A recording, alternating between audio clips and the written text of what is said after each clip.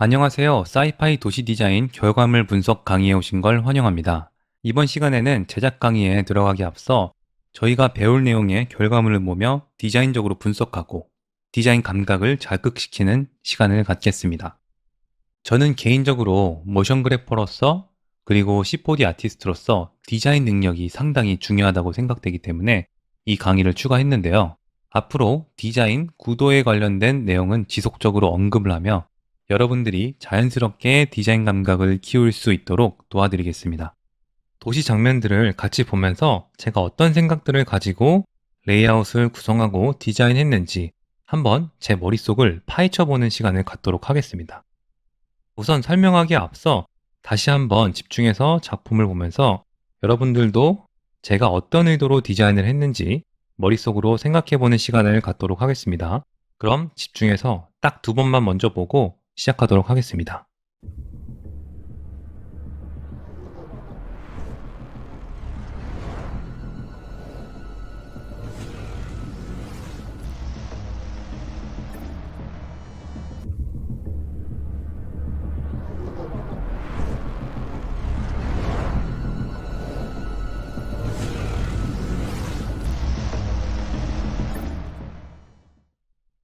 어떤가요? 아직 설명도 하기 전이지만 이렇게 집중해서 작품을 보고 생각해 보는 것과 그냥 별 생각 없이 흘려보는 것과는 정말로 큰 차이가 있습니다. 그럼 지금부터 설명으로 들어가도록 하겠습니다. 우선 디자인부터 살펴보도록 하겠습니다.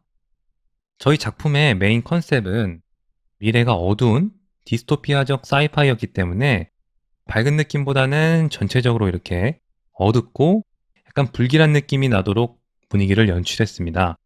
그리고 저희 작품의 스토리가 미래의 AI 기계들이 인간 세상을 지배한다는 내용이기 때문에 인간의 편의성을 고려한 디자인이 아닌 기계들이 전력을 얻기 위해 공장들을 풀가동하는 그런 모습을 보여주기 위해서 이런 식으로 인더스트리얼한 느낌을 많이 살려서 디자인을 했고, 그로 인해 오염된 대기가 도시 전체를 이런 식으로 뒤엎은 방독면 없이는 생존이 불가능한 느낌으로다가 연출을 해줬습니다. 다음으로는 구도를 살펴보겠습니다. 구도는 기본적으로 제가 가장 좋아하고 많이 쓰는 대칭 구도를 사용했는데요. 대칭 구도에 대해 간략하게 설명드리자면 이런 식으로 화면을 2등분을 해서 화면의 왼쪽과 오른쪽의 구성 요소들이 한쪽으로 치우치지 않고 이렇게 균형과 조화를 이루도록 배치를 하는 구도라고 생각하시면 될 것 같습니다. 대칭 구도를 사용할 때 물론 이런 식으로 완벽하게 대칭을 이루도록 할 수도 있겠죠. 사실 나쁘진 않아요.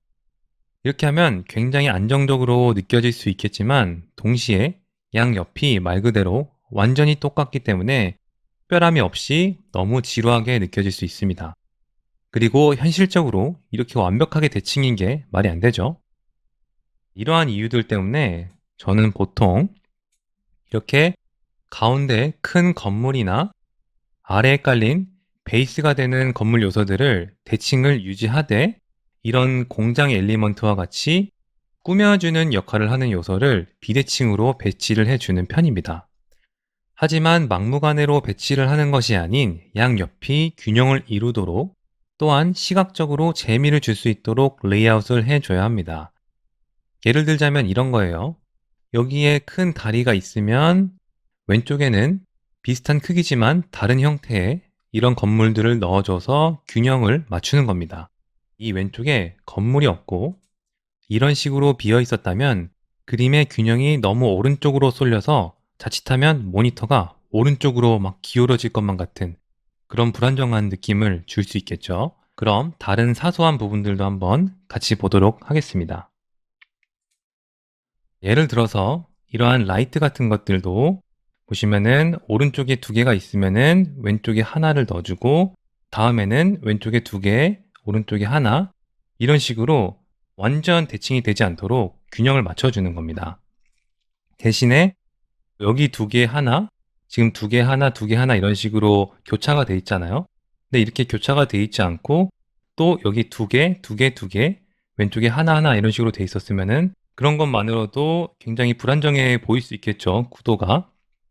그리고 이 왼쪽에 이 정도 면적의 건물이 있다면은 오른쪽에도 마찬가지로 다른 형태지만 비슷한 면적의 건물을 넣어 줌으로써 밸런스를 맞춰 주었습니다.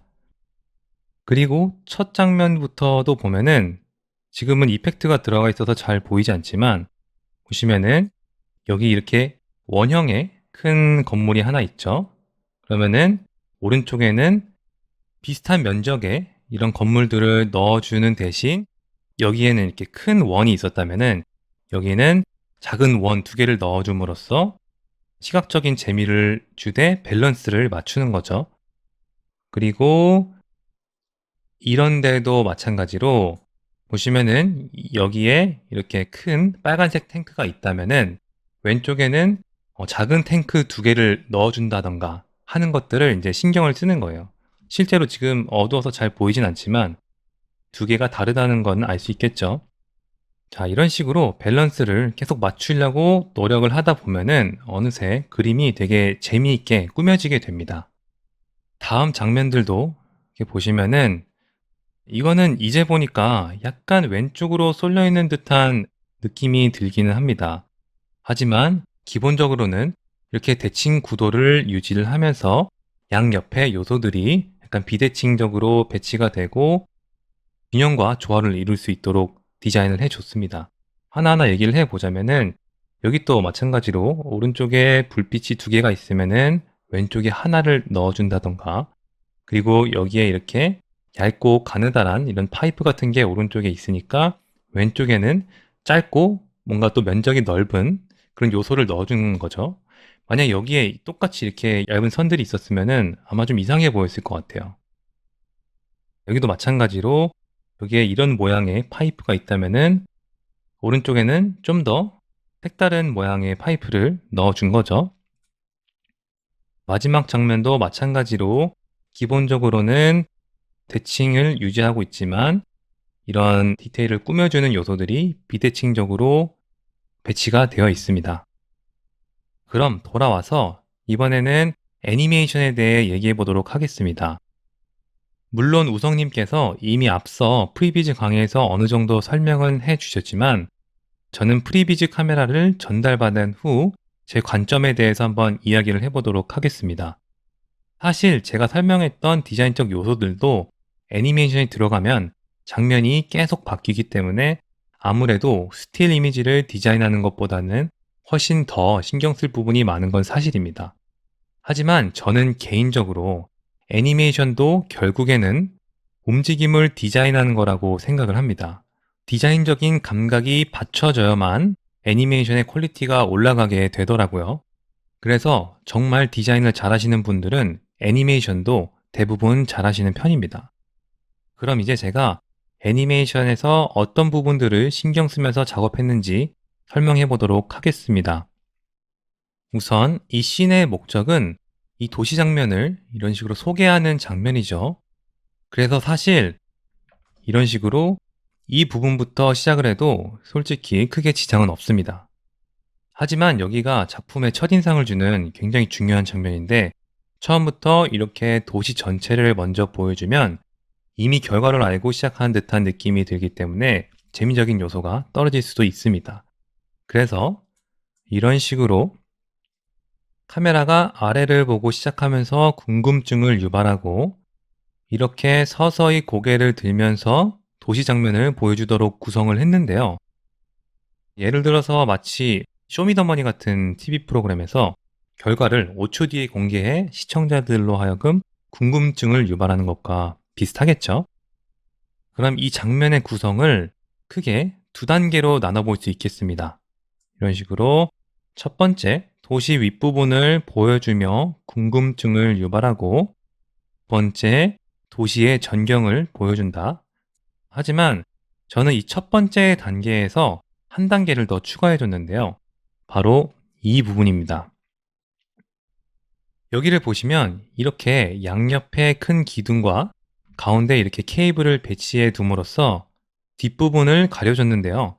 그럼으로써 카메라가 이렇게 고개를 들었을 때 바로 도시가 보이는 게 아닌 이 단계를 이런 식으로 통과를 하고 난 후에 비로소 도시의 전체를 볼 수 있게끔 연출을 했습니다.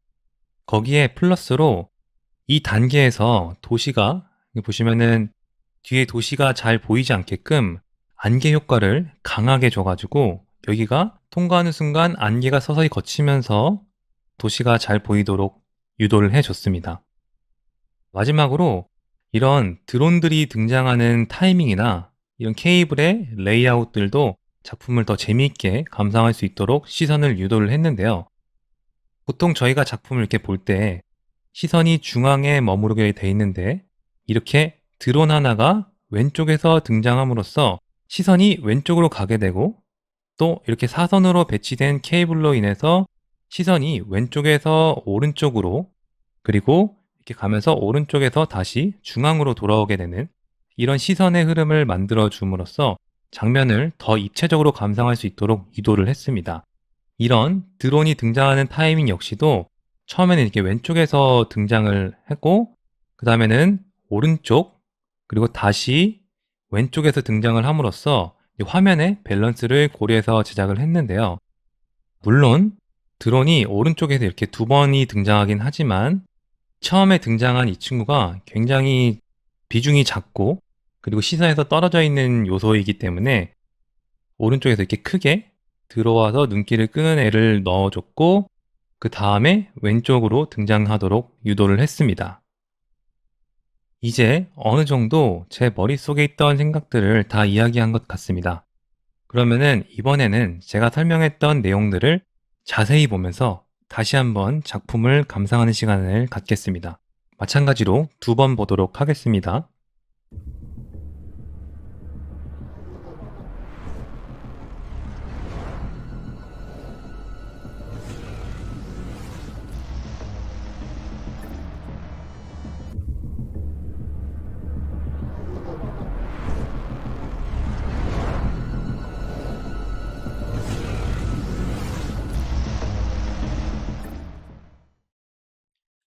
설명을 듣고 보니까 어떤가요?